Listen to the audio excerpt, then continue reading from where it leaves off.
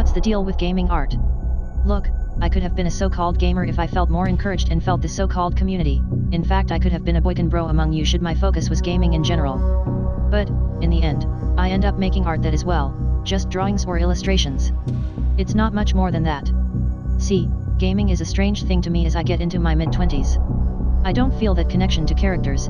In fact, I feel a bit of resentment and loathing to gaming culture ironically, since I end up creating a sizable body of work featuring gaming-related stuff. So, what does this mean? Gaming was a thing for me, back in the PSP era. In fact, like most normal Western developed world kids of the 90s, I got to play on the N64 and Xbox, and that is about it. So, what happened? Why this huge far cry in mentality and why my work is somewhat strange in terms of the thought process behind it? Let's turn back the clock, to back in the early decade of 2010s, it was a turning point for me. I started to get bored of gaming.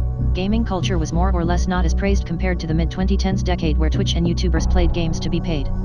Mind you, I basically missed out on the gamers and weeb booming movement essentially since I packed up and left the scene more or less years earlier, not knowing if it was all cracked up to be. But what fuel me is that the internet allowed me to be informed in almost real time on what's going on. It's the broadcasting boom that allowed me to be informed of what's going on. However, it was a recommendation of my art mentor's eldest son that really started off the series of shenanigans that I end up following through for a couple years.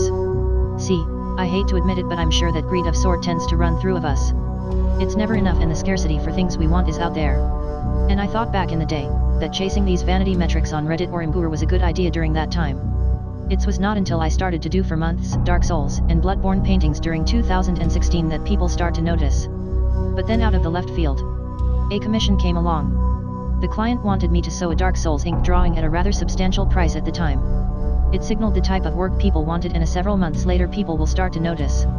And after that the follow-through of Dark Souls, Bloodborne, and other fan works inked, and the rather disastrous social arms race on Instagram.